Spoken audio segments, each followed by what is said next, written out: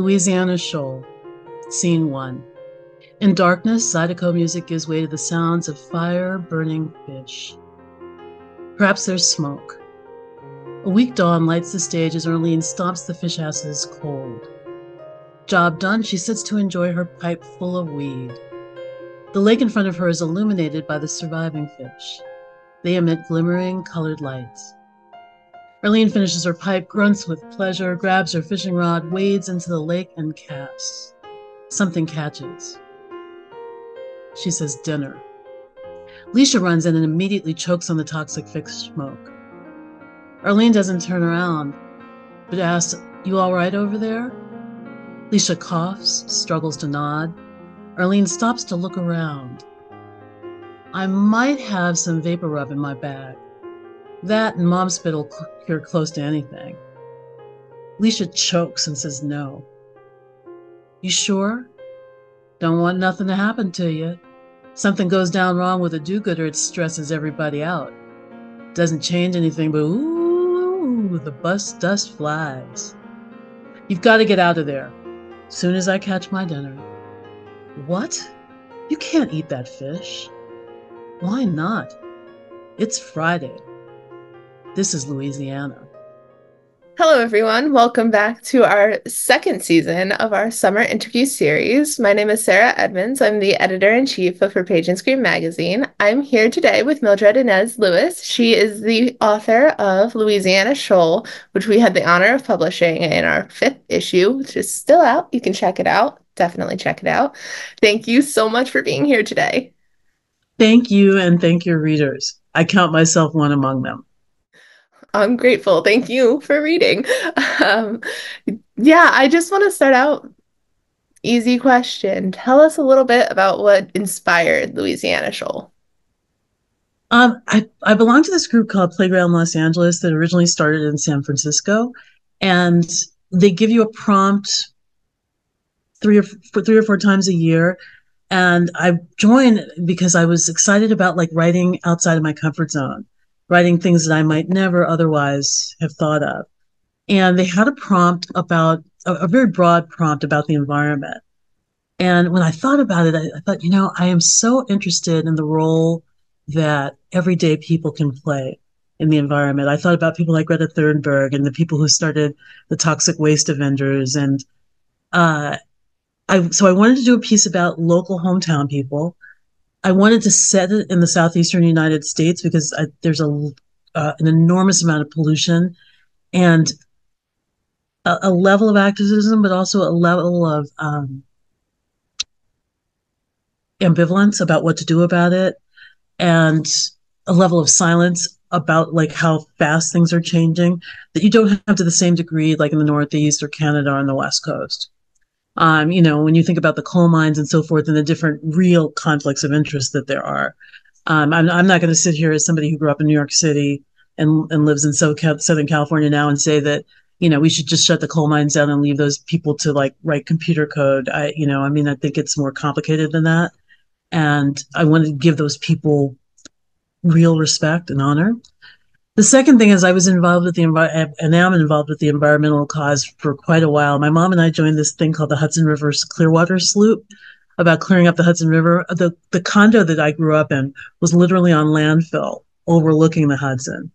And, you were just, at that time, the Hudson River was so polluted that you really couldn't enjoy even being close to the edge. And, we were on the ship, on Saturdays helping to clear stuff out. And to see how much can change relatively quickly if we just treat the earth with respect. Horrible example, but during the pandemic, during the shutdown, Venice's water got completely clear where you could see to the bottom. And I thought, this is astounding, because I'd only been to Venice once, but those canals were ooh, just from the gunk and the dirt and et cetera, et cetera. And to just see them sparkle like that and the birds come back and so forth. And I thought, we're in a dangerous period. You look at the Arctic and the Antarctic, you look at the rise in sea level, you look at the rise in temperature, but to know that there's a possibility of some healing. So I wanted to have people in the South who were just everyday people who decided to fight because it's a short play format. I didn't want to do anything grandiose, but I wanted the characters to leave, and I wanted the audience to leave with like a commitment to, I'm going to do what I can and trust that my little bit with your little bit's going to move the needle. I absolutely love that. As you're talking, it reminds me of this academic piece by Erin Green. Oh yeah. Yeah, okay. Yeah, and she writes about the specific one I'm looking at is a counter story called the South Ain't a Lost Cause, and it's about she talks about how when we think about like political parties kind of trying to get votes, the words are escaping me. I have it open. The words are still escaping me right now. When campaigns, that's the word I'm trying to think of, different political campaigns are going to places and trying to get votes, they often, Democratic campaigns don't focus on the South because they have preconceptions about like what can be done there, what can't be done there.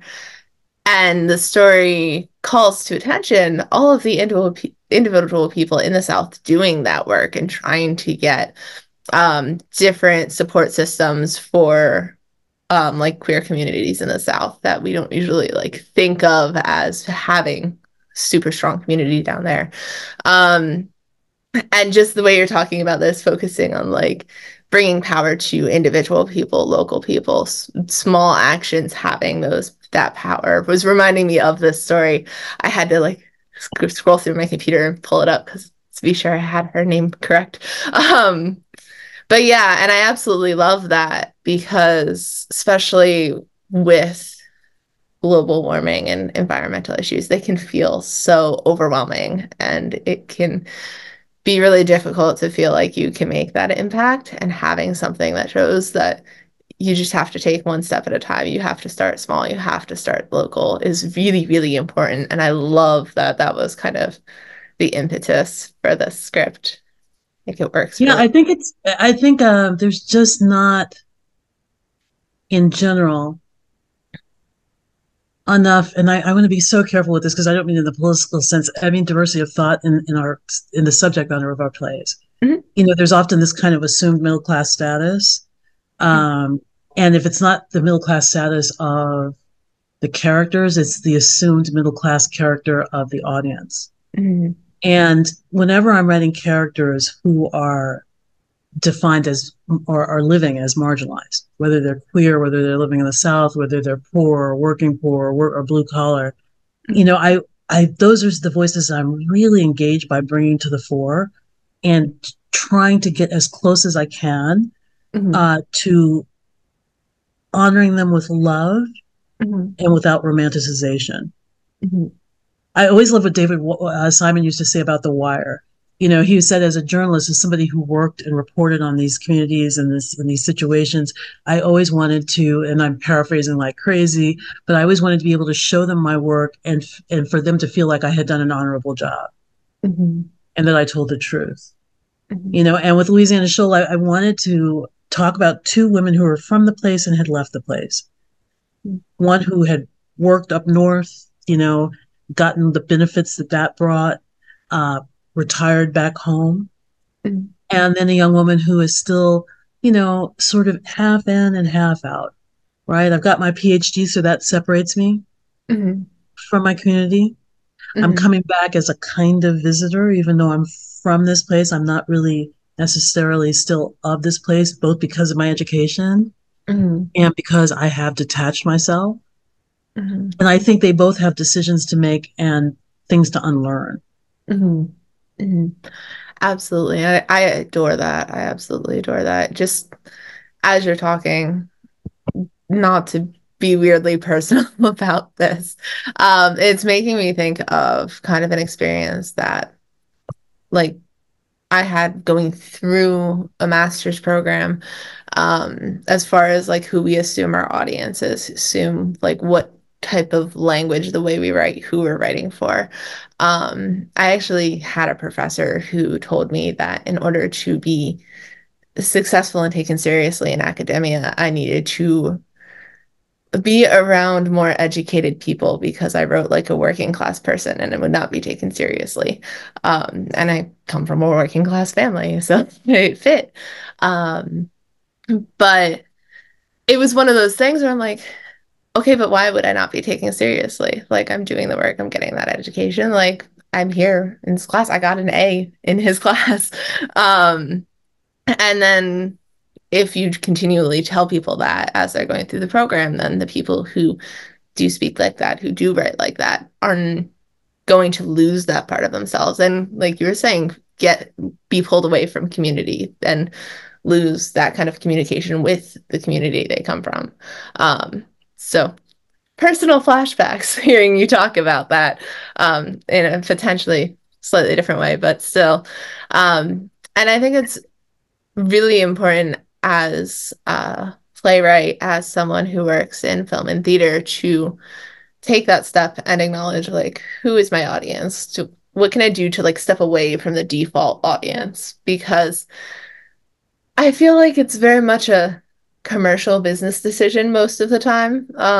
When people are like, oh, this is what sells, so we'll write like this. But you're missing out on that experience. You're missing out on those other audiences, on getting just broader artwork out there into the world. So I absolutely love that you talk about that, having that awareness as you're writing this and as you're working through this. Um, I kind of want to Yeah, pop. oh, I was just No, going go to ahead, go. say, no, I just am so enjoying what you're saying. I teach as my day job, Mhm, and I did a course I haven't taught for a long time, like a second year mhm, composition class, and it was called Composing the Self. So, it's about autoethnography and so forth. mhm, And one of the things that I'm proudest of was really encouraging the community of writers to try to get rid of that phony academic voice, that phony middle mhm, class voice, and to actually speak clearly in their own voice mhm. and have confidence that the ideas would carry, but also to have counter arguments when people do things like you're not going to be taken seriously, which people are often going to say. We've come to equate intelligence with, on the one hand, this kind of equivocation and really tangled language. I think we saw that with the university presidents at the congressional hearings, but also this sort of like obtuse, opaque language that's designed to hide more than it reveals. And with the things that we're fighting and facing in terms of authoritarianism, in terms of global warming, the attack on the trans community, which is a broader attack on queer people, if we think about what's happening in Russia, which is still going on in terms of people being locked up, if we think about what's happening with like the drag queen story hours, not just in, flyover country, but also in places like San Francisco and New York. I think that things somehow are very serious. And clarity and transparency, to me, is the counterweight to difficult politics, to a difficult climate, and to the threats of further muddying through things like AI, which can be a great tool, of course. But deep fakes and so forth are things that are very worrying if people don't have the tools and the mental infrastructure to be able to sort of ask the right questions. Absolutely, absolutely. I completely agree. I know I actually also teach for my day job. I'm an English teacher's professor as well. Very new. I'm getting into my third year. I think this upcoming year is going to be my third year, so that's fun. Um, and one of the things I'm grateful the university I'm at is like structurally taking strides to kind of expand how we teach academic writing and academic language. And I'm grateful for that because it's something that like I care about a lot. Like I don't want someone to feel like the things they write don't sound like them. Like they're just filling in a form, they're just filling in a structure that feels like, oh, well, I have to keep the thesaurus open, or oh, I have to have so many commas. Like I don't want students to feel that way. And I'm grateful the university is kind of also taking that push, that it's supporting the department as we try to do this. So I'm grateful for that. But I definitely see that because I teach mostly freshmen, and I've had students come in and be like, yeah, our school gives us an outline and we fill it out page by page. Like that's how we write papers. I'm like, that's not helpful. Not just to their own writing style, like they're losing that voice, but also for their ability to answer questions and tackle prompts and respond to complicated work specifically out there. Um, and I think it's going to take a lot of work to kind of get back to that point where we have really good support systems for students to expand on their and grow. What's the word? Practice, Yeah, I yeah, guess, yeah, yeah. their critical thinking skills. But I know a lot of places are doing that, and a lot of students are really excited to do that and learn and kind of expand their own points of view. So I'm optimistic. I'm optimistic about it.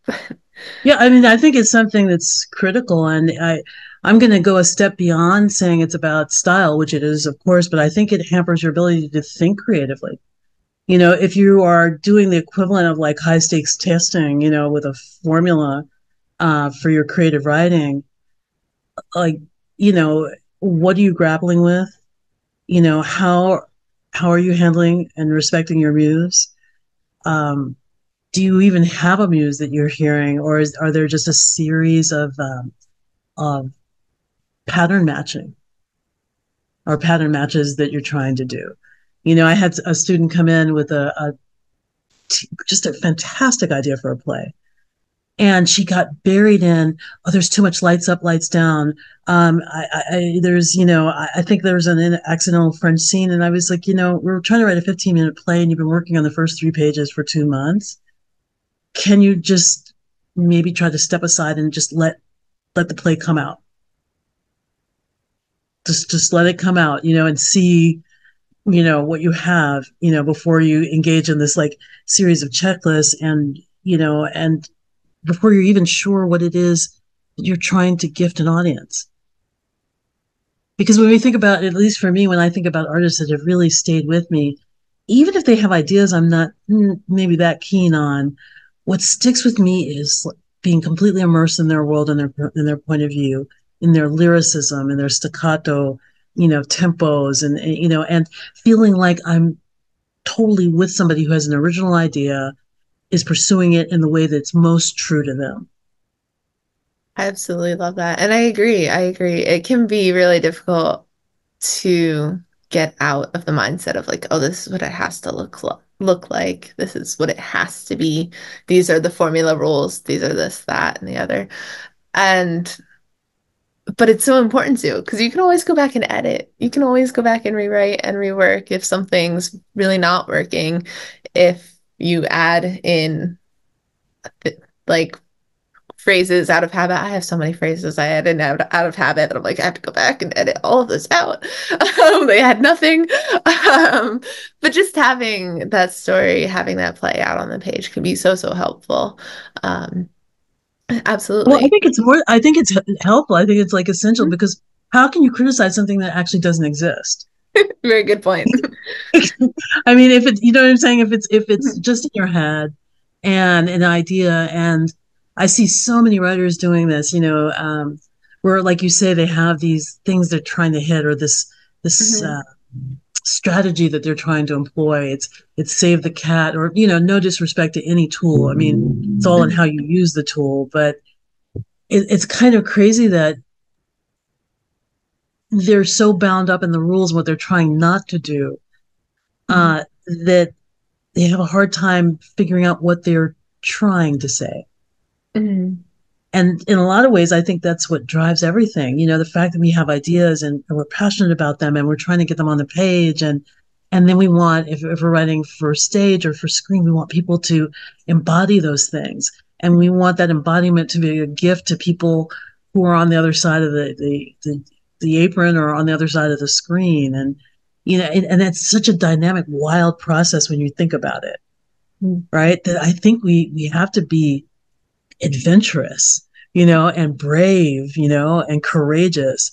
And I think those things can sometimes really get in the way. They can be helpful, of course, but I just hate to see writers in any genre let the tool become the master. Absolutely. I completely agree. The one thing I love, this is a little mini tangent. I do have a question I want to ask you related to this, but little mini tangent first.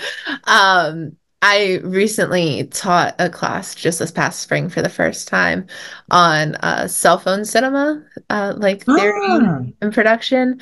And it was a lot of fun because most of my students, it was a seminar class, not like a film class at university. So I only had two theater kids out of a class of 20. All the mhm. rest were like science and sports majors. So it was a lot of fun kind of seeing the films that they produced at the end because we spent the first half of the semester talking about theory and history and technique and all of this. But with the early cell phone cinema, a big thing is that there are no rules. They just do whatever they want and they're wild and crazy and fun. Fun with a question mark, depending on the film. Um, but they're really, really kind of out there as far as like the form of film goes. And so to take students who were not coming from a film background and show them all of these really wild and wacky films and then be like, go make something, whatever you want. The door was completely open. It was really fun to see where they went with it because they weren't really worried about like, oh, well, what's perfect script structure? Oh, well, how long am I spending on this act of this arc? So, and it was a lot of fun. They did great. It just reminds you that talent is randomly distributed. Mhm. And there was a time when you think about people like Charles Ives being an insurance person all his life, or the great visual artist Ramira Bearden retiring from social services as a social worker. That the kind of model we have sometimes in our head of what an artist does for a living and how they move through the world tain't necessarily so at all, Mhm. you know? Absolutely. Um, but yeah, while we're on the topic of form and process, I did want to ask about your process, just in general. What does your writing process look like? My process, I'm going to admit, is a little chaotic. I usually start with pen and paper, and just ideas. I can't even call it a pre-outline. I'll use mind maps, I'll use index cards, but something to just stay big picture. Mhm. You know, when I was writing Louisiana Shoal, I knew I wanted a woman who was very feminine in waders, with a fishing rod that had belonged to her husband. And I wanted her to still be happy and sexy and funny, even in the face of like, a difficult challenge. I knew I wanted somebody who was pursuing postdoctoral study, who was really kind of unsure about her place in the world. I mean, with all the degrees and all the work that takes, was still not sure about how to move through the world, and not sure about the relationship between her scholarship, her training, and this climate crisis, which is coming at her faster and with more power than she'd ever been taught. And she's beginning to realize, like, I did like a little cartoon. I can't draw for anything, but I did like a little cartoon where she's calling her advisor and saying, I thought you said 15 to 20 years. So I started on paper, all kinds of things. I'll maybe hear a line of dialogue. I'll maybe see an image, and then I'll partially outline it. Um, when I get as far as I can get with that, I take a break and I prepare things for the actors and the designers. Yeah, I did this piece with a wonderful company here in Los Angeles, the Rogue Artist Ensemble. I just love these people so much. I mean, they do puppetry and immersive theater and escape rooms, and it's broadening in the way that theater should be broadening. And they paired us for our plays with a choreographer, in my case, a choreographer and a designer right from the beginning, talking to the costume designer about what the characters would look like. And it called for puppets as well as like human actors. How red is red? How stiff is the tool? How does the light reflect on the costume? And talking to the choreographer, like I wanted to do projections, and we wound up creating if we were trying to create like a thunderstorm, and instead we did it with dancers in plastic. And so the plastic, as they moved through, made this amazing sound that merged with the sound design. And to me, when you think in that way, you're thinking specifically for theater as opposed to something that could be done on film. You're thinking about like what it's like to be in that room and to hear the paper rustling against sweaty skin. You're thinking about what it's like to have a 10-foot puppet and, what it's going to feel like for a kid to look up to hear the dialogue. So I love to take that moment out. I mean, we can't always work that way for, obvious reasons, but I love to take that moment out and write a love letter to the actor with like, here's where you went to school. Here's the kind of sex you like. Here's how you relate to power. Here's how you deal with conflict. Here's what you do when you're in a bad mood. Here's what you do when you're in a good mood. Here's your playlist. Or you don't listen to music. Here's your noise cancellation in the headphones. A note to the lighting designer. This is what I want the light to feel like. A note to the sound designer, and then I'll go back and finish once I sort of have that. So it's a little chaotic, but that's what it is. That's interesting. I love how you're so collaboratively focused from the beginning, how that's part of your mindset from the beginning. Because that's one of the joys of theater and film, though I feel like writers get a little less control in film most of the time than stage. Depends. But no, you definitely, I mean, I've had a feature done and I've produced 2 shorts and I've written features that have not gotten made, that got bought but not made. I think when you're writing for film, like you have to earn your way into the room. You have to show that you're somebody who is like wants to be there to answer questions or to do rewrites and so forth. And it's, try not to get yourself talked out of the room. Like I'm very protective of my work at the same time that I want it elevated. You know what I mean? So I try not to be the one that gets fired, and I try not to be the one that's such a pain in the butt that they're like, ooh, just take the words and go. I get that. I'm a bit of a control freak sometimes when it comes to film. So I understand. But if you position yourself as somebody who's like, I'm available to talk, and no, it's, not going to come out of the union wage, and I'm a huge believer in unions, but no, there probably isn't money for like a formal conversation, but you can text me or email me and, we can have a conversation about what was in my head. I love that. And I'm curious how, like, I've spoken to a few people who have different like ways of going about this, but how do you go about getting your scripts actually produced? Do you have a specific process or is it a variety of processes? I mean, I think if we're honest about this conversation, it's always like we're back to Malcolm X. It's in whichever way is possible, by any means necessary. I mean, my first sale, I graduated from UCLA. I was one of the winners of the Samuel Goldwyn Award, which was a big deal screenwriting award from them. And I had been like a producing student. Before then I was, I graduated from Oberlin and I was a director in New York. I was at my dental. I mean, this is just so embarrassing because it's just like so random, 1,000,000 to 1. I went to the dentist after graduation because I still had the student rate. And I was talking to the hygienist and I was like, I don't know if my teeth go bad. Once the student rate is gone, it may have to be, adios, friends. And she said, well, didn't you study film? And she was like, and I was like, yeah. And she was like, I have a director in the next room waiting for cleaning. And that's literally how I got my first rewrite job. I love that. That's great. Totally random. Second one, they bought that, but they didn't make it. It was about a young woman in the apocalypse who had this crazy car. The second one, I screened it at the American Indian Film Festival and won an award at Palm Springs and so forth. But that was through a program called Philanthropic. And, they were trying to leverage private and public money.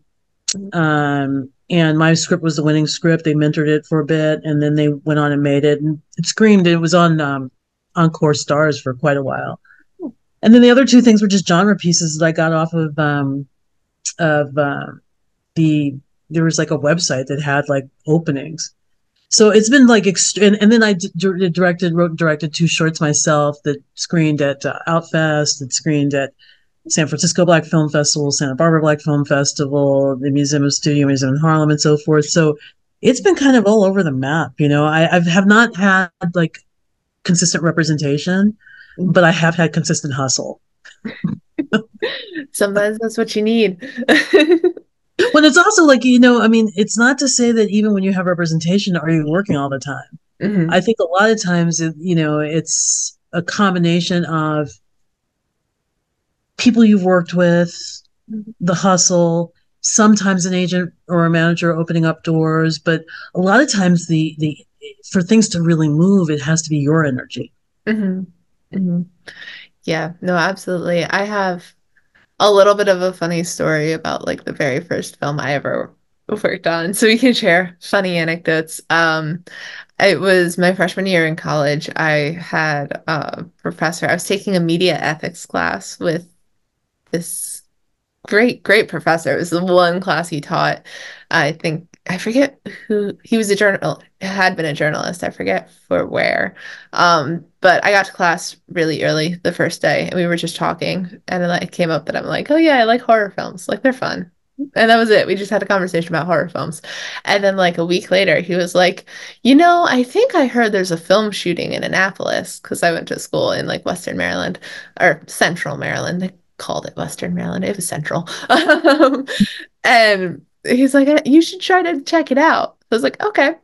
That was the only information he gave me. So like that was it. I ended up finding their Facebook page and messaging them on Facebook to see if they needed production interns. And then they said, sure, we'll get back to you. And then didn't get back to me for like 3 weeks. So I messaged them again, and then someone else emailed me. And then I ended up working on their film and worked on a few productions with people from that film a couple times after that. But I later found out that my professor was really good friends with one of the executive producers. I'm like, you couldn't have told me her name? Like, you couldn't have told me the name of the film? But it worked out and it was great. I'm just like, I think it's so funny. He's just like, I think there's a film. Like, you are best friends with her. What? People seem to love in entertainment, whether it's publishing or film, to send people through these like uh, parable like journeys when they could just simply just give you the information. I don't know what they feel like the value of all of this drama is, but it is sure like widespread. That's sure for sure. I heard on a mountaintop with the seven sirens. There might be an opportunity for you. I'm not sure. Exactly. Like, okay.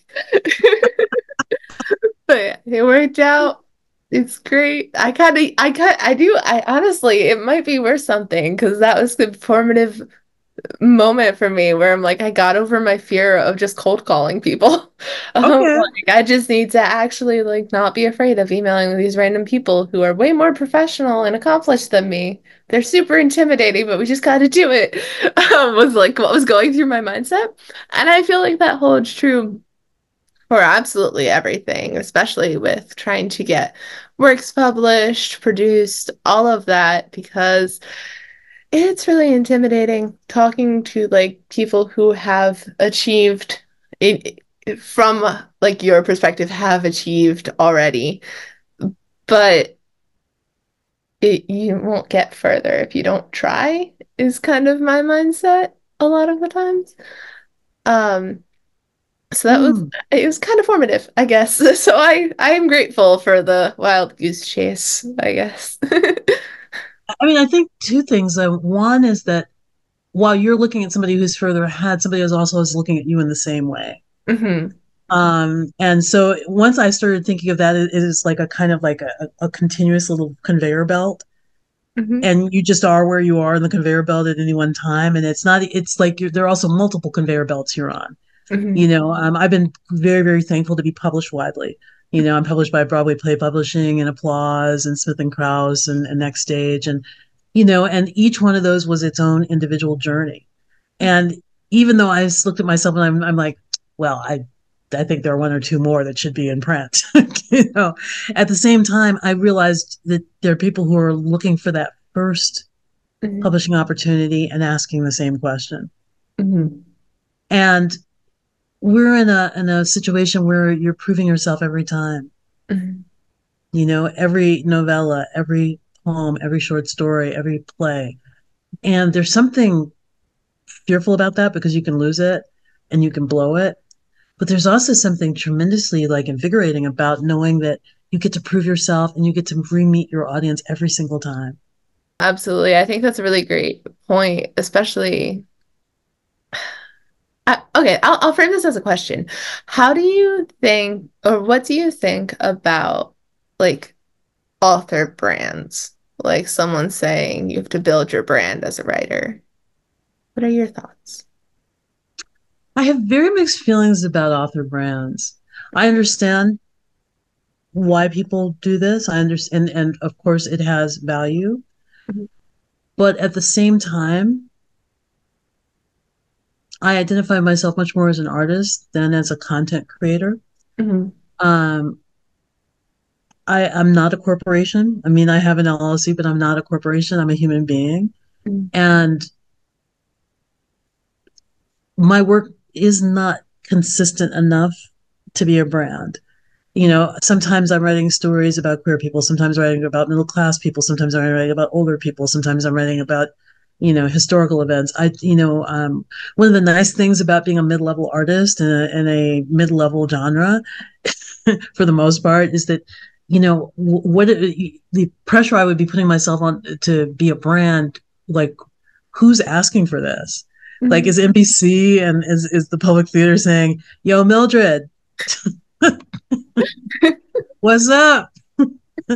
Where is that brand consistency? Where, yeah, like, you know what I'm saying?" So, I don't necessarily want to be in a situation where I feel like I have to adhere to that brand. Now, like with film and TV, that's a little bit different, you Mhm. know.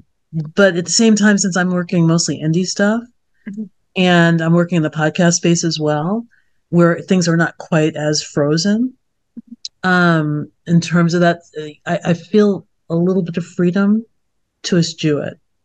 Mhm. Yeah. Yeah. Yeah, I love that because I feel like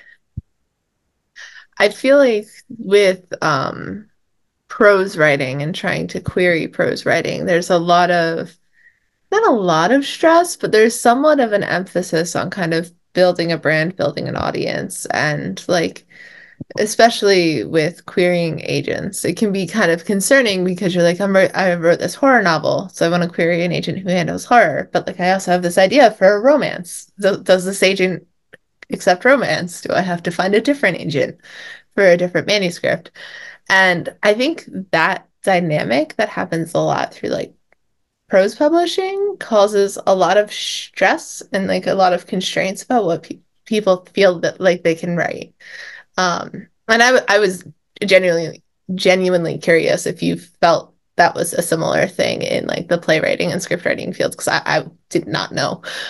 So I was curious about your take on that. But I definitely feel like it's a little constricting when it comes to prose writing. And I understand the concern, but as someone who writes whatever, like all around all the things, I'm just like, I try not to think about it because then it stresses me out. So,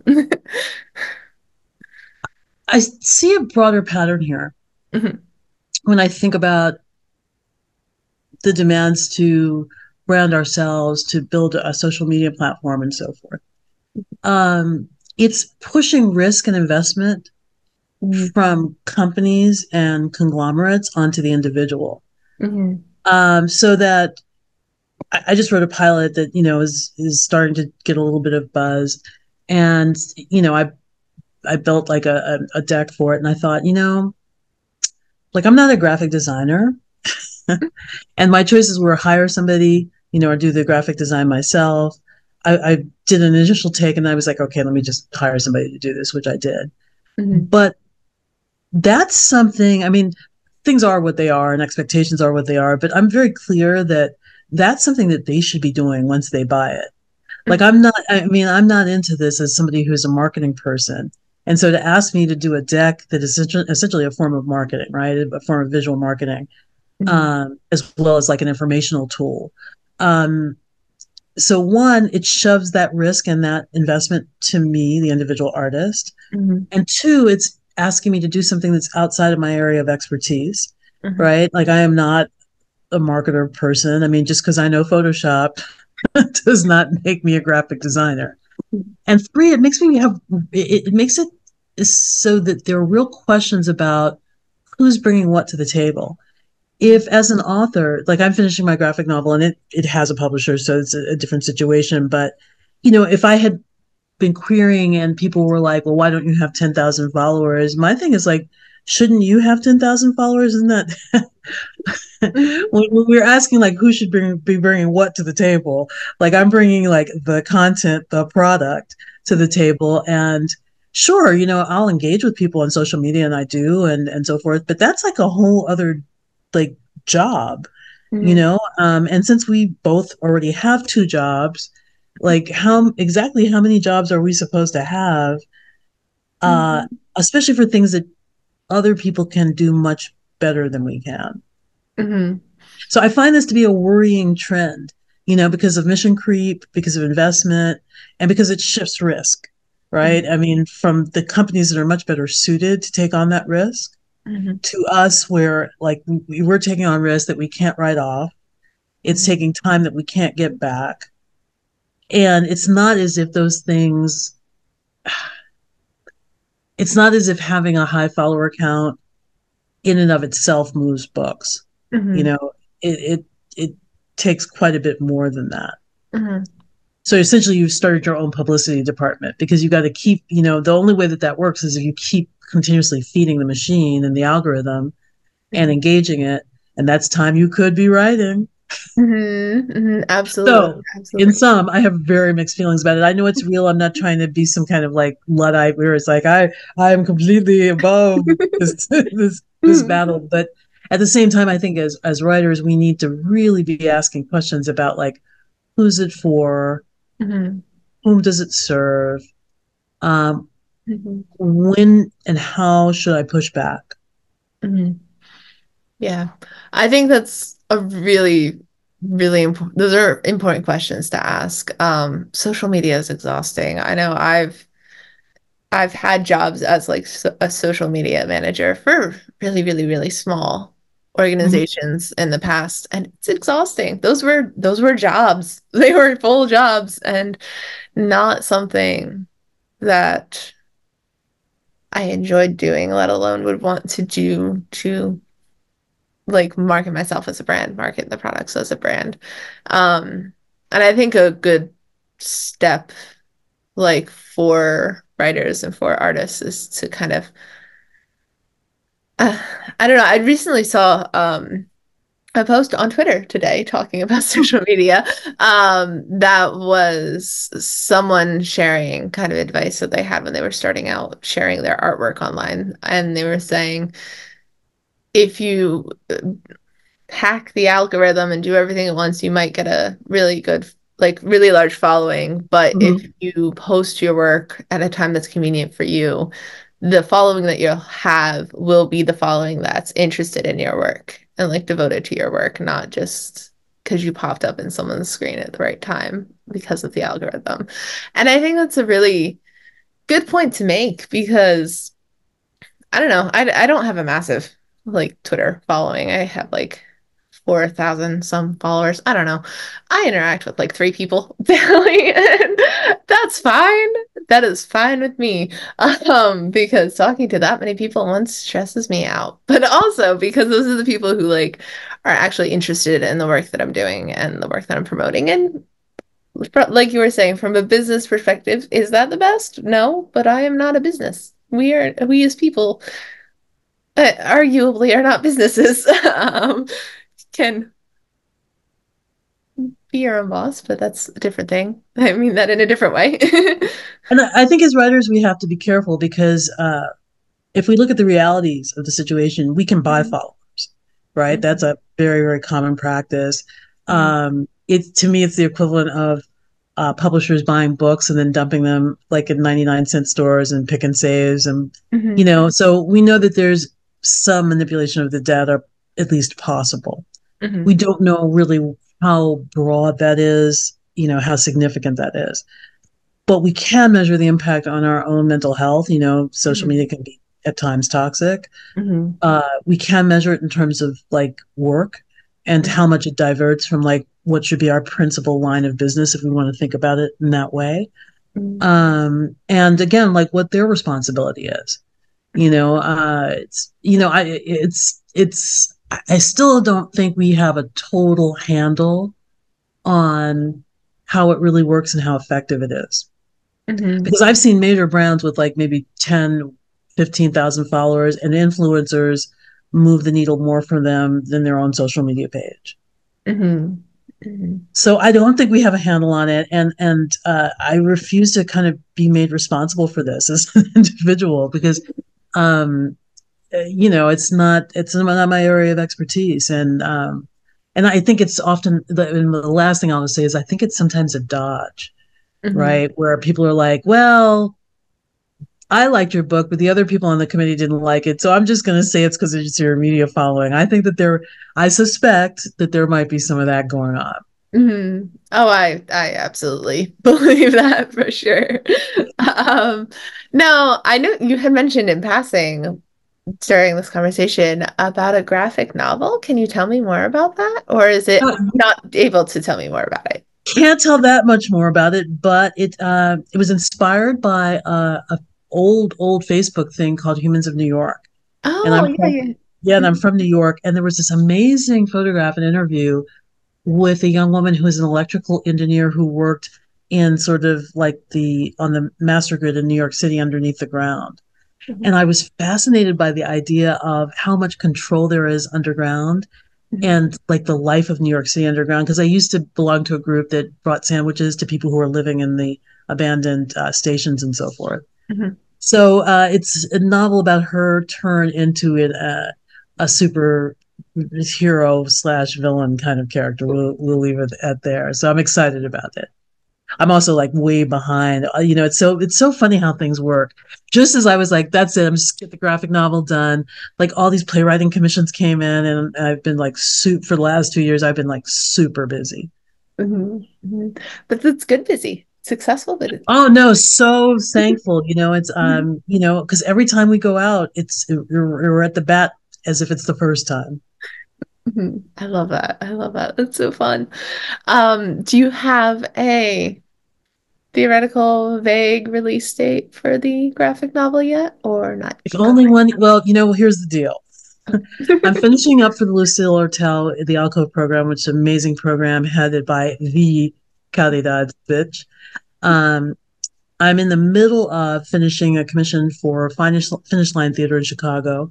It's my adaptation of Timon of Athens, Oh. uh, doing it as a very, very dark satire with Timon now as a recently retired hip hop mogul, female hip hop mogul in Nashville, which is kind of the Athens of the South. Mhm. My adaptation of Sophocles' Electra is going to rehearsal this fall, and it'll open in Asheville with a different myth. And I'm also working on a podcast. So there's only so many hours in the day, but I'm due to have it in by February 25. So that was our new negotiated date, which seems somehow both very attainable. And then I realized we're halfway through 24. I have faith in you. I believe in you. You'll have to re like I should probably I'll follow you on social media. But in general, once it's out, I need to know because I want to check it out. Oh, she's so fun. She's so fun. Love that. She's got a pair of I've always wanted to do something with like the most mean, sarcastic, but like will die for you old queens in New York. I went to high school at a school called Stuyvesant High School, which at that time was on the Lower East Side. And I used to pass by a place with my little cello because I lived on the West Side up in Harlem. So, I was going all the length of Manhattan and then the width of Manhattan. But it just so happened I passed a lot of transvestites and transsexual and people who are in the midst of transitioning, and they were using sex work to survive, like when I walked down 14th Street. So I met so many old queens that I just want to memorialize because they were so, as tough as it was for them. Mhm. And it was very tough. I mean, we see what's going on now.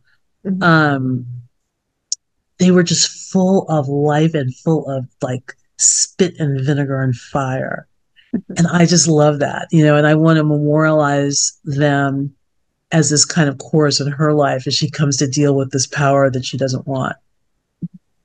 I love that. I love that. That sounds great. Definitely excited for when it's out. Definitely excited about that. Um, so yeah, I really want to hop a little bit down the question line.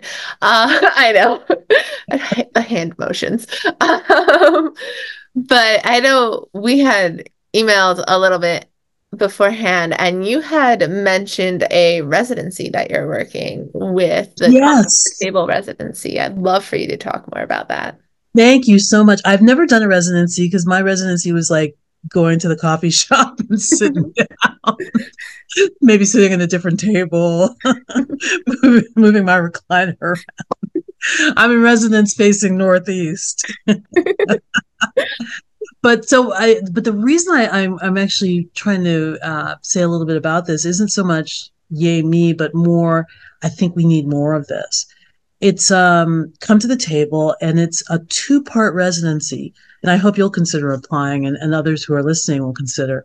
The first half of the residency for artists is you go in, it's a traditional residency. You go for a week, you write, they make delicious organic food, you take pictures and, sing songs.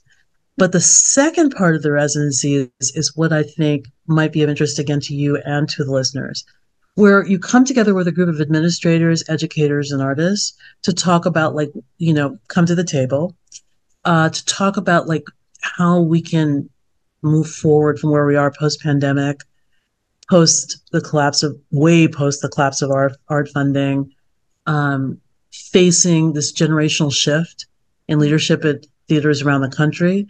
And I really wanted to be part of that conversation. I was alarmed to see so many women and people of color step into these artistic director roles and fail, often for reasons that I've thought were, at least from my perspective, fairly predictable. Um, it turns out that the people who had been funding and donating and loving these institutions were more connected to the founders and to the staff than they were to the actual institution. So when they left, the money left. People coming in with great new ideas for programming and meeting a resistant subscriber base where nobody took the time to figure out how to bring the subscribers along while adding new subscribers and perhaps new models, whether that's digital or whether that's, sort of non-traditional spaces. And I so much wanted to be part of that conversation. And I'm just really grateful to be in that. And again, just urging everybody, it's not yay me, it's like yay us. Like, how can we influence a conversation to make theater viable? Because what we learned during the pandemic, we seem to have so quickly forgotten. Mm-hmm. Absolutely. I love that. I love that idea, especially like you said, the second part where you can join the conversation rather than just yelling to be heard, you can actually take part in that conversation. That sounds really important. I'll definitely check it out. And I can link that as well when I post this interview. That'll be in the list of links that we have there. So definitely thank you for talking about it and thank you for sharing it. Now, forgive me if you already said this. Is this something that you were going to do or have done? Oh, this is the first year, Oh, and I'm actually going in September, okay. which is when school starts. So we'll see how that all functions. But yeah, I just am excited about anything where we get together and we start being proactive. Mm-hmm. I think we had opportunities post George Floyd. I think we had opportunities during the pandemic. I think that so many people are in survival mode. So many people have left theater, have left film, have left television, the collapse in gaming. Mm-hmm. Uh, Instead of despairing, I think getting together and formulating a plan and trying to advocate for ourselves and trying to advocate for the people who are coming behind us Mhm. I think is really, and also for the people ahead of us who are scrambling. I just was on the, when I was waiting for to have our call or to have our Zoom, they were talking about the fact that a lot of the rock and rollers from the 70s and 80s are still like playing. Some of them because they love it, and they're at the Elks Lodge or they're wherever, and they're playing. They started doing dates at 5:30 in the afternoon so people can get home at a decent hour. But some of them because they need the money. And I think that we got to remember as artists that there are people ahead we need to look after. We need to make sure that we're on a trajectory that's sustainable and viable, that makes sense. And that we're also looking out for the people who come behind us. I think that that's the mentality wherever we are on that, in that spectrum. I think that's kind of the mentality we have to have. Because fascism always comes after artists and always comes after intellectuals. And we see that it's a global thing. It's not just the United States.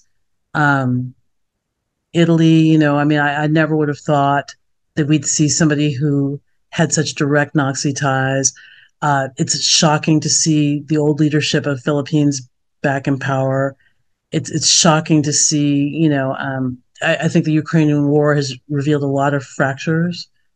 And I think we have I mean, it's not totally our responsibility. We're not policymakers, obviously, but as artists we have an important role to play, and we should seize, I think, to the extent to which people are comfortable in their own way, seize that opportunity, even if it's just to make something light and fluffy that gives people relief. I used to look down my nose at that and I realized, that is so valuable.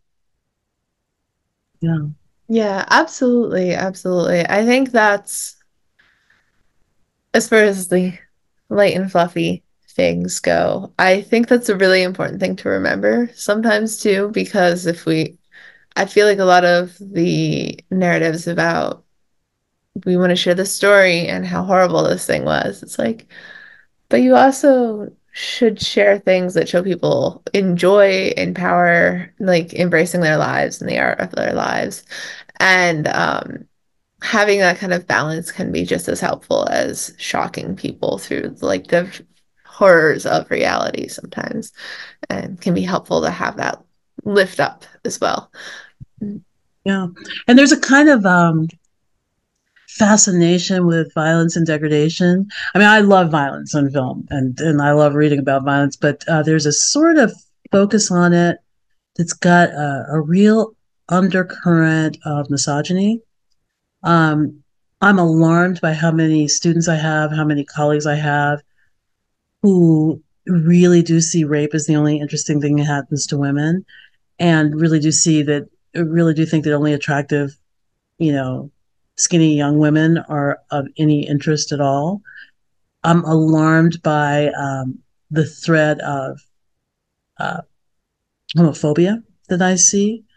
Um, it's, and it also some of the, I'm not saying everything has to be earnest, but at the same time, just kind of this casual cruelty that I see in so many action films and thrillers and series, this embrace of dystopia as though you're just assuming it's something that we can all live through, um, or that it's just going to be unrelenting pain. I mean, there was a kind of a lust, I thought, during the pandemic that people were like, oh, yeah, people are going to start turning on each other. And some of that happened, but a lot of it was people baking bread and checking in on neighbors. And I wonder about the mentality of tastemakers who seem to favor so heavily anticipating collapse and conflict and violence and dissociation. I think we need to see the other side, not arguing for a no conflict world, not arguing for a vanilla world, but um, I just wonder about the emphasis on that, on people who don't seem like they could fight their way out of a schoolyard fight. So, Yeah, no, no, I definitely get what you're saying. I get what you're saying. I personally, like, I write a lot of horror. Like, a lot of stuff that I write is like gory and dark and graphic. But love at horror. I know, I love it. But at the same time, like, that's never the focus, you know? Like it's never the focus. The focus of I can't say everything I write, but most of what I write is more so about like finding community that will get you through that horror and the Mhm. difficult thing. And I think that kind of like what you're talking about, like this lust for violence and degradation and cruelty, it it feels really, really solitary for me. Like, how much pain can we put this one person through until they break? Like, how much pain can one person stand? And it feels very like individualistic in a way that I think dismisses the kind of like help and value of community, whether we're talking about art or real life in general. Um, and I think that as writers, creators, artists, filmmakers, all of the above, kind of doing a little bit to push back by writing stories that like lift people up and are helpful and like full of heart and care and community, even if they're really dark and scary and violent at times. Like being able to realize like you can write that and have it be entertaining feels like the wrong word, but have it be entertaining, while still like centering the humanity of it and not making the center tearing away that humanity, if that makes Yeah, sense. I mean, I think that horror is so profoundly visual. Mhm. I think it's whether you're looking at a graphic novel or if you're just even thinking about the imagery of a short story, uh, the imagery is just so beautiful. And it's grappling with the darkness of human nature, right? Mhm. And the darkness in the world. There's something so reality based about that and so gripping about that. But that's something very different to me than like violence that's about objectifying others, Mhm. uh, denigration Mhm. of the other. Those hit me very differently, Mhm. because I'm a huge horror fan, huge horror fan. Um, Absolutely. and I think also some of the best writers in the game, regardless of genre, are writing in horror. Mhm. I mean, the fact that you can have like I forget the woman from Lumberjanes, but that she's doing it and Walter Mosley's doing it, right? Like like age, gender orientation, temperament, accomplishment, scope of career, Mhm. that they're both like, yeah, this is the moment for horror. Mhm. And to me, that tells you something. Absolutely, absolutely. And I actually teach a class on horror fiction. That's one of the things that I teach. And a big part of I'm the class I teach is specifically looking at queerness and horror. So we're very much focused on like the other in horror, but even in general, so much of horror is focused on criticizing standard social structures and giving voice and giving power back to other communities and other individuals. Even if it doesn't look like that on the surface, like when you really dig into it, you're like, oh, like this actually leads into that. And I think that might, for me at least, be why it feels a little different because usually it's dealing with the quote unquote taboo in a way that is not as judgmental as you would see in like a Hallmark movie or something like that. I mean, I was looking at Poor Things and I was thinking, at first I thought, well, I'm sort of over Frankenstein. I think we've squeezed all the juice out of the lemon. But at the same time, like just like as you're saying, is an analogy for confronting female sexuality and female sexual hunger and desire, and not framing it through a Puritan lens, and not framing it through, the Victorian perspective of, everybody who has sex must be punished. It's like that's like interesting and vital and vibrant. And the other thing is that is so smart. Sometimes I get up and I still think about like Freddy Krueger, and I thought like, how brilliant is that? Mhm. And it's brilliant and simple and elegant. The idea of horror being able to penetrate your dreams, and through your dreams, your life. Mm-hmm. Or Final Destination, the really simple idea that, death will not be denied, which we know to be a truth, right? Mm-hmm. But especially in the States, something we don't usually want to confront. Mm-hmm. So I think sometimes just the ideas in horror are just so smart. Mm-hmm. That, along with the gripping visuals and just the freedom that you mentioned of narrative. Juicy. Yes, I love it. I love it. It's a great genre. Um, have you written any horror scripts that you can talk about or screenplays or I anything? have. I have actually rewritten. I wrote it as a short. Now rewriting it as a feature. So I guess I should be somewhat careful about it. But what the hell? I mean, it's registered with Writers Guild. It's about these farms that people have in India and Africa, where they're sort of monitoring content, difficult content for like Meta, Mm-hmm. etc. And the idea of like that there's almost a physical toxic presence to that content. I talked to a young man, after I did my initial research, I talked to a young man who had seen like a literal snuff film as part of his, because they try to take down the content, but obviously the difficult content is, it's part of it's caught, by AI, but part of it's caught by human beings. But the tide is endless. Mm-hmm. And with deepfakes, you don't know whether whether what you're watching is real or not. I think that's going to be increasingly Mm-hmm. more challenging to determine. But he talked about the impact on his mental health. And I was so struck by the idea of here's somebody for whom this is a really good job Mm-hmm. in a difficult part of West Central Africa. And where the dangling carrot is maybe I'll get a job at Meta one day. I don't think that's really true. I think that's like people who temp for the studios and think that like they're going to move and be in a writer's room the next day. If it happens, it's 1 to a million. But what he was doing to get there was exposing him to the most vile things that human nature can express on film. And it really made me think about who bears the cost for all this. Mm-hmm. The grandmother who happens upon it accidentally and is, sort of mind blown. A kid who begins to think like, oh, this is really how you have sex with other people. A person who is on the edge, thinking maybe suicide is a way out. It's just, I don't think that the correlations are direct, Mm-hmm. but there seemed to be some, just the swirl of it all. Mm-hmm. You have to wonder about the effect on people who are literally cleaning up the bathrooms, like these content moderators, or the people who are, for whatever reason, very vulnerable. Mm-hmm.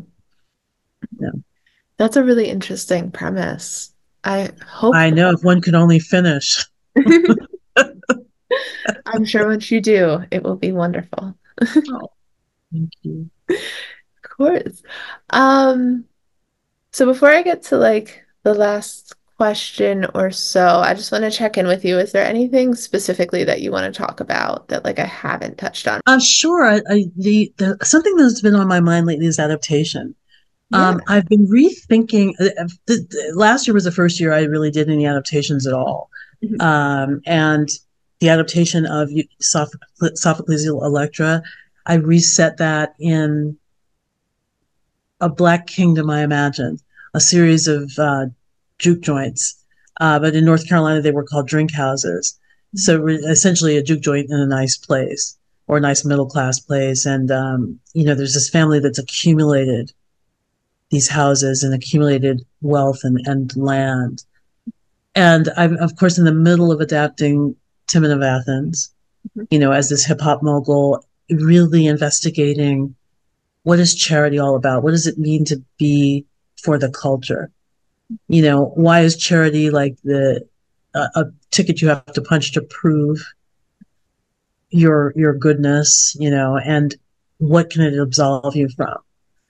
But I also did not an exact adaptation, but I did a comedy that was done at Central Works last summer. based inspired by George C. Wolfe's The Colored Museum. And I reimagined or imagined a women's annex being built next to his museum, and had the annex be like a series of exhibits. I mirrored the number of exhibits that he had, I did in my piece and so forth.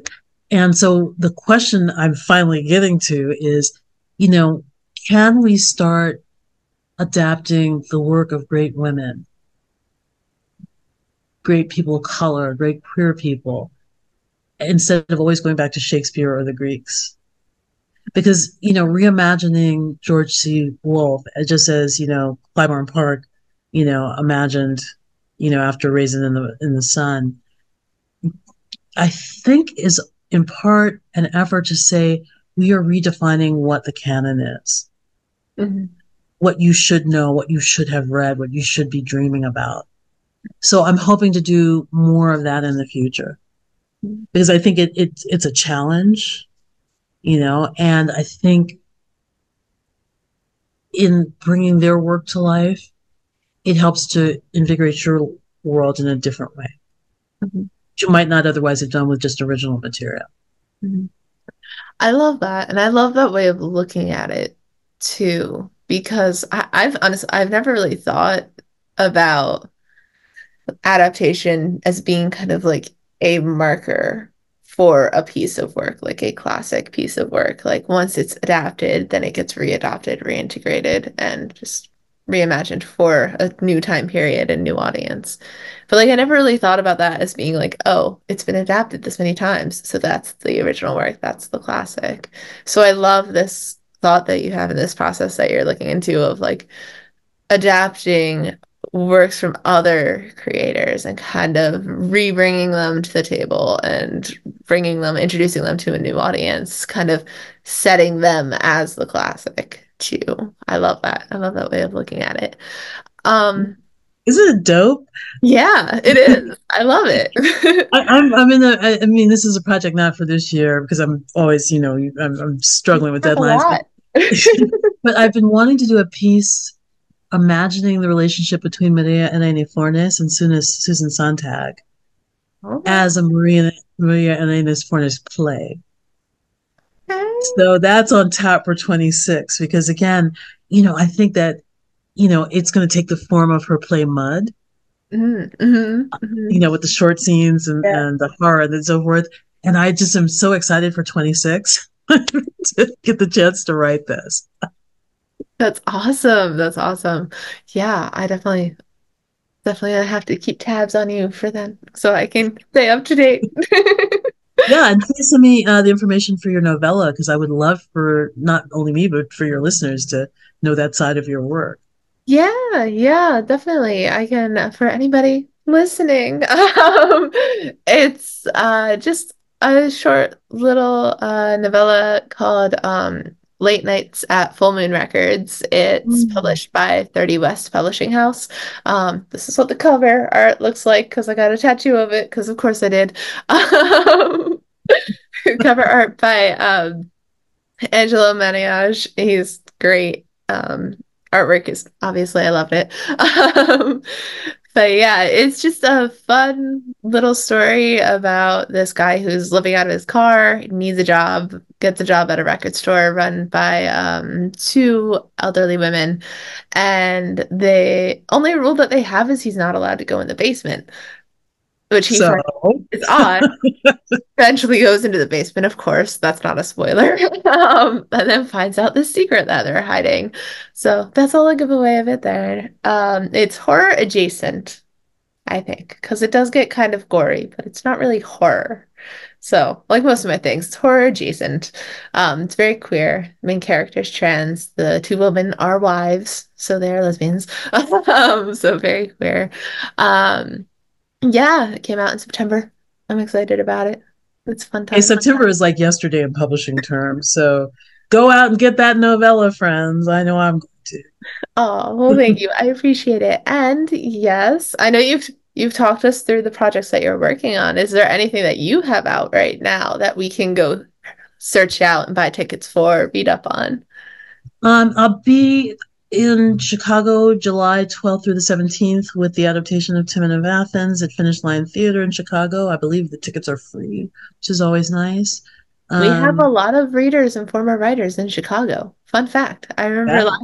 last summer, I think I interviewed like 4 people. And then one of the very first podcast production we did that started this podcast, both of the writers are from Chicago. So we have listenership in Chicago. Go check it out. And Chicago is such a great theater town, just such a great arts town in general. Mhm. Yeah. But Definitely. that's it. Okay. Oh, you heard it here. That's awesome. That's awesome. Then yeah, I just have one final question. If you could give any piece of advice to other writers out there, whether script writers, screenwriters, playwrights, prose, anything, what would it be? Community. I Mhm. think everybody's work takes a giant leap forward when you have a community of other writers whom you can trust to give you good feedback.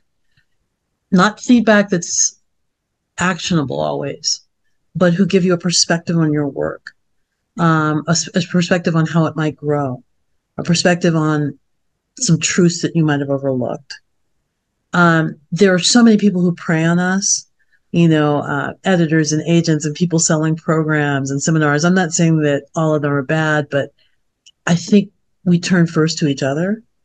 Uh, like so many people, I did Paula Vogel's, uh, Bake Off, with her and here in Los Angeles. And, she said it a million times, but we saw it so clearly during the pandemic. Circles rise together. And I think it's a buttress for accountability, for making sure that somebody's challenging you who's on your side. And that's where, frankly, a lot of the work comes from, is other writers recommending you for the room, recommending you for the project, recommending you for the season. So it has both practical and creative and altruistic aspects, my friends. Absolutely. I love that. I love that. I'm sorry. My cat decided now to jump up. Oh, So she makes an appearance. This is the as she should. first time she's made an Because it's appearance. really, whose house is it really?